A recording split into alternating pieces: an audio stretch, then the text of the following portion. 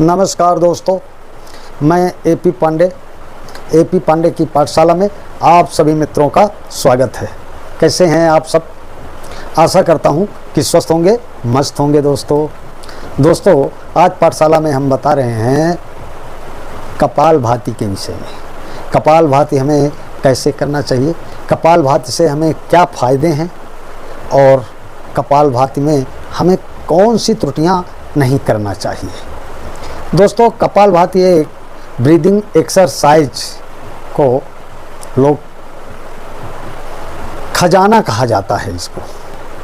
इसे करने से न सिर्फ हार्मोनल इम्बैलेंस बल्कि पाचन से जुड़ी कई दिक्कतें भी दूर हो सकती हैं। ऐसा ही एक एक्सरसाइज का नाम है कपालभाति। आइए जानते हैं कपालभाति प्राणायाम करने से शरीर को मिलते हैं कौन कौन से फायदे। तो दोस्तों कपालभाति प्राणायाम करने के फायदे बताऊं इससे पहले आप लोगों से करबद्ध निवेदन है कि जो मित्र चैनल में पहली बार आए हों तो प्लीज़ चैनल को सब्सक्राइब करके मेरा सहयोग करें और वीडियो को शेयर कर दें। बगल में घंटी के निशान को अवश्य दबा दें। दोस्तों अब आ रहा हूं विषय पे। दोस्तों कपालभाति डाइजेस्टिव सिस्टम को बनाए रखता है मजबूत। दोस्तों कपालभाति मजबूत बनाकर और गैस, एसिडिटी, कब्ज की समस्याओं से भी राहत देता है। दिल के लिए भी बहुत अच्छा है। दिल के मरीज कपालभाति प्राणायाम फेफड़े और लीवर के मरीजों के लिए भी ये बहुत ही फायदेमंद है। पेट में मोटापा है, पेट बढ़ा हुआ है, ये एक्सरसाइज करने से पेट भी कम होता है। नर्वस सिस्टम को भी ठीक करता है। दोस्तों ये इसको करने से होने वाले जो ब्लॉकेज हमारे रहते हैं उनको भी दूर करता है। ऑक्सीजन का लेवल बढ़ाता है। कई महिलाओं को कपालभाति करते समय बीच में उबासी आती है। उबासी आने का मतलब यह है कि ब्रेन में सेल्स बहुत थके हुए हैं। तो कपालभाति हमारे ब्रेन के सेल्सों को भी एकदम मजबूत करता है, थकावट दूर करता है और हार्मोन्स बैलेंस को भी ठीक करता है। यह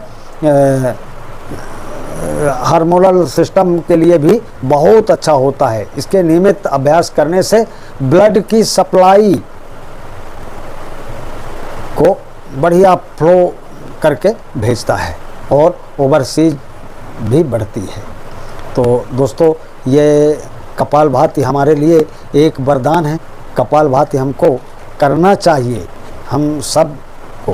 तो दोस्तों अभी मैं कपालभाति करके आप लोगों को बताऊंगा कपालभाति कैसे करना चाहिए।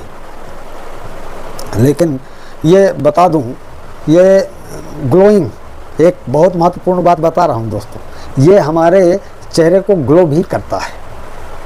कपालभाति शरीर के विषाक्त पदार्थों को, जो जहरीले पदार्थ हमारे अंदर रहते हैं, उनको निकालने में मदद करता है, जिससे आपकी त्वचा जो है स्वस्थ दिखती है, थकान दूर हो जाती है और सुधार आता है। यहाँ तक कि झुर्रियाँ भी दूर हो जाती हैं। दोस्तों झुर्रियाँ भी ख़त्म हो जाती हैं यदि आप कपालभाति करते हो।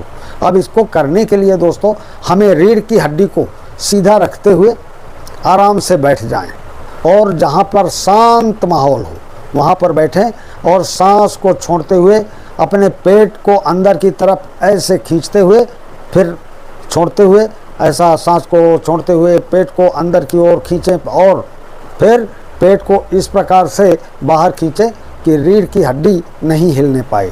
रीढ़ की हड्डी वहाँ पे अपनी जगह में बिल्कुल सीधी रहे। नहीं कुछ लोग जब कपालभाति करते हैं तो ऐसे कंधे भी मचकाते हैं। हमें कंधे बिल्कुल नहीं मचकाना है। हमें पेट की मांसपेशियों को अंदर की ओर खींचना है और पेट की मांसपेशियों को ढीला छोड़ना है। सांस हमें लेना है। जब हम सांस अंदर लेंगे तो हमारी सांस अपने आप बाहर होगी। अब मैं आप लोगों को बताता हूँ कि कैसे हमें करना है। तो हमें सबसे पहले पद्मासन में के लिए प्राथमिकता देनी है। यदि पद्मासन में हम बैठ सकते हैं तो बहुत अच्छी बात है, नहीं बैठ सकते हैं तो सुखासन में बैठ लें, ये इसको सुखासन बोलते हैं। यदि इसमें भी दिक्कत होती है तो वज्रासन में बैठ लें, ये वज्रासन में भी हम बैठ सकते हैं। यदि इसमें भी दिक्कत होती है तो चेयर में भी बैठ करके हम कपालभाति कर सकते हैं। लेकिन सांसों को ध्यान रखना है। सांसों में जैसे देखिए, मैं पद्मासन में बैठ के आप लोगों को बताता हूँ। ऐसे बैठ गए, अब हम इस तरह हाथ कर लिए। जब इस तरह करेंगे हाथ, ये गलत है, ऐसे नहीं बैठना है। हमें सीने को बाहर करना है, ये हमारा सीना बाहर की तरफ होना चाहिए। जब हम हाथ ऐसा कर लेंगे तो हमारा सीना अंदर हो जाएगा, ये हाथ हमारा बाहर आ जाता है। इसलिए हमें इस तरह बैठना है, इस तरह से बैठना है जब कपालभाति करें। और कपालभाति करते समय हमें कंधों को नहीं हिचकाना है, चेहरे को। हम अगर खुश रहेंगे, हंसते हुए रहेंगे तो हमारे दिन की शुरुआत बहुत अच्छी होगी। वैसे कपालभाति करने का समय सुबह बहुत ही अच्छा होता है, सुबह सुबह करें। और करते समय बिल्कुल खुश मुद्रा में रहें, हंसते हुए, मुस्कुराते हुए, प्रसन्न चेहरा होना चाहिए। ये नहीं कि कहाँ से जगा दिया मेरे को, सुबह सुबह मेरा दिमाग ख़राब कर दिया, ऐसा करके क्रोधित नहीं होना है। नहीं, आपका तो सुबह ख़राब हुआ ही, पूरा दिन खराब हो जाएगा। इसलिए आप जो है बढ़िया प्रसन्न मुद्रा में बैठें। और अब ध्यान दें मैं कैसे करता हूँ। हमें सांस छोड़ना है, सांस तो अपने आप आ जाएगी हमारे अंदर। देखें,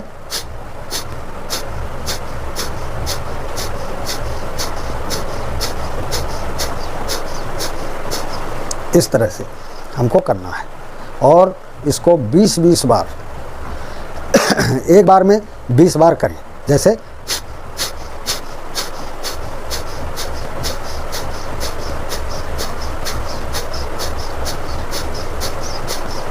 ये 20 बार हुआ। लेकिन एक चीज़ का ध्यान देना दोस्तों, जब हम शुरुआत करते हैं, इसके पहले कभी कपालभाति नहीं किए हैं, तब हमको आराम आराम से करना है।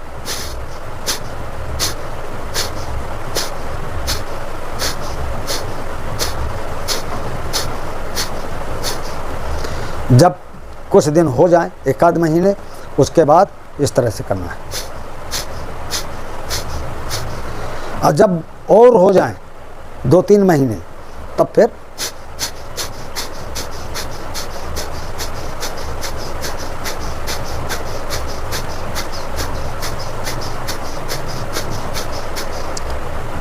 इस तरह से करना है दोस्तों। तो आशा करता हूं कि आप लोग समझ गए होंगे। यदि नहीं समझे हैं या कुछ पूछना चाहते हैं तो कमेंट में अवश्य लिखें, हम अवश्य बताएंगे।